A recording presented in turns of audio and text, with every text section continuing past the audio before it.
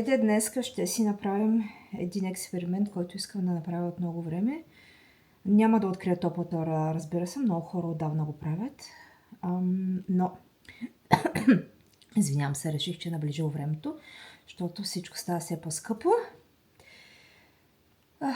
Живот става все по-труден и трябва да намираме умен начин за да пестим. Това е слънчогледово олио. Използвам. Пържила съм в него и съм го прецедила. Искам да правя течен сапун, защото по принцип олиото, което се казва, че не може да се използва на 100% за сапун, е 100% слънчогледово олио, защото сапунът, който се получава от него, е по-лигав, не измива, не се пени. Общо взето никой сапунотворец не го препоръчва, съответно, като твърд сапун. Аз искам да си направя експеримент и да видя дали ще стане на течен сапун.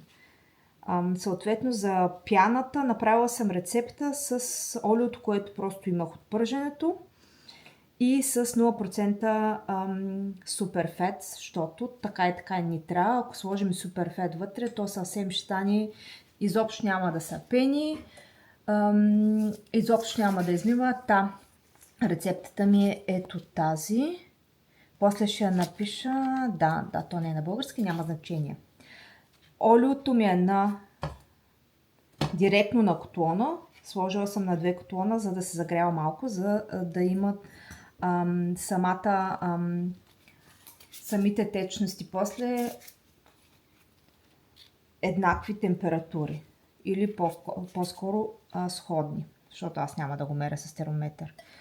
Понеже е експериментална рецепта, сложила съм съвсем нормална вода от чешмата, не е дестилирана, като в нея има 1 чайна лъжица с връх захар, за да може да се пени, за да може да предизвикваме пяна.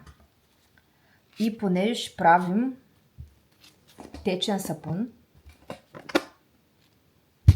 ще използвам не натриева основа, а калиева основа. Калиевата основа се използва за правенето на течен сапун. Както казвам винаги, очила, ако имате вкъщи и на проветрило място, трябва да се разтварят основите, да сте с дълъг ръкав, с ръкавици. Изобщо предпазвайте се, защото изгарянията от основите са много опасни. И никога не слагайте водата в основата. Винаги основата в водата се слага. Така, калиева основа. Пак. Ми трябва 63,21 грама. Така ми го сметна. Това много бързо се разтвори. Малко информация за течния сапун. Сапунът, който се прави с калиева основа и после се разтваря във вода, може и съответно да не се разтваря. Ако искате малко по-мекичък сапун, поради всякакви причини, нямам идея, може да си правите просто сапун с калиева основа и да го използвате като твърд. Този сапун може да се после разводнява с количество 1 към 1,5 вода, като започвате с количество 1 към 1 и виждате дали ви е достатъчно гъсто и много ли ви е гъсто. Изобщо самото разводняване, след като се направи сапуна, е строго индивидуално. То си е, както казах, ваше мнение, ваше усещане за нещата, колко трябва да ви е гъст сапуна. Съответно, може да го съхранявате както разводнен, така и неразводнен в такова гъсто състояние още. На този етап слагам малко лавандула. Едно към Гьотера са нещата, защото си правим експеримент, няма точна рецепта. Олиото ми е топличко, калиевата основа ми е топличка и абсолютно разтворена.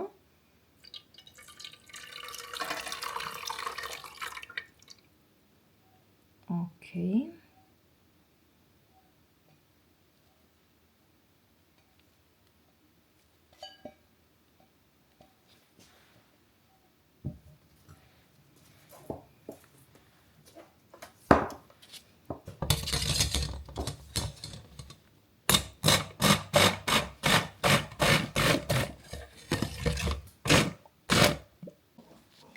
Окей. След много бъркани и много мръсна кухня, вече сме на фазата. Погледнете колко хубаво стана. Точно ябълково пюренце прилича. Сега ще го оставя малко на изгаснал котон, за да може да стане наистина да мине през геофазата, да стане леко прозрачничък. Окей, след горе-долу половин час на едно, вече сапуна е готов. Минала през геофазата, то се вижда. Виждате ли как е като прозрачничко? В момента фокусирам камерата.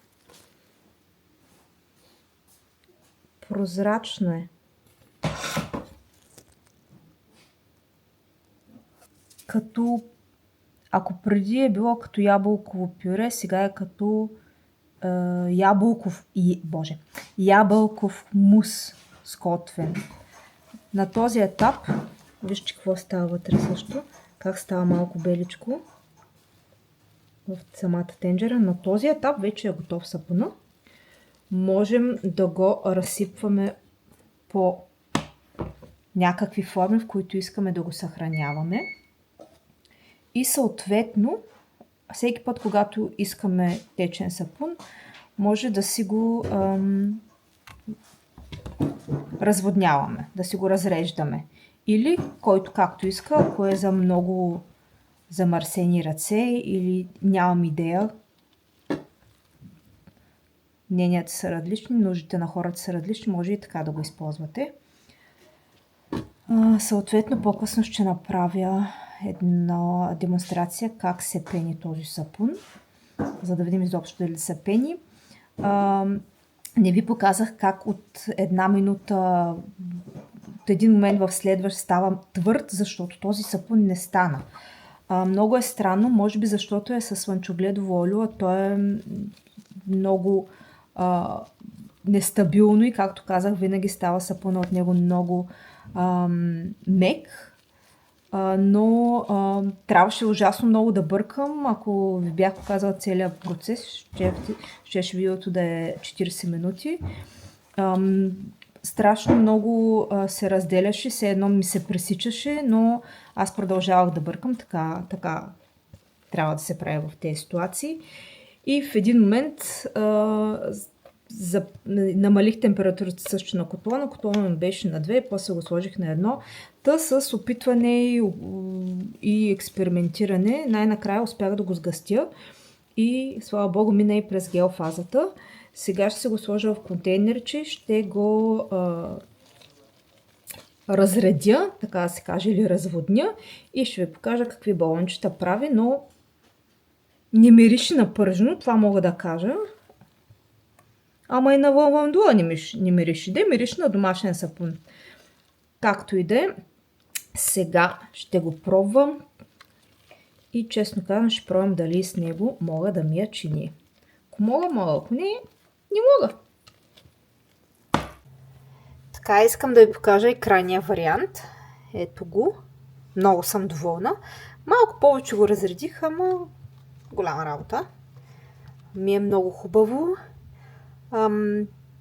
По принцип, когато се разреди с вода, става прозрачен, но понеже не съм го разредила с дестилирана вода, изобщо в тази рецепта не съм използвала дестилирана вода, стана такъв мътен, но голяма работа. Както казах, това е експеримент и с използвано олио. Изобщо, както и да е. Исках да видя за какво става въпрос и видях. Много съм доволна. Започвайте да събирате пържено олио. Само от риба мисля, че шиба намирисва малко, но не изхвърляйте олиото от фритюрници, ако използвате слънчогледово, каквото и да е друго, и използвайте го. Сапун. Даже ще пробвам да си мия чиниите. Сега ще ви покажа.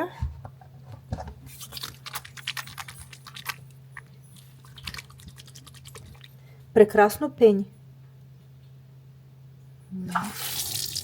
Ето го. Много хубаво са пени, дето слънчогледове не се пени, но това е от захарта, която сложих.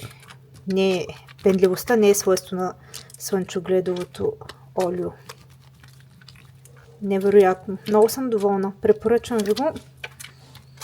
От отпадък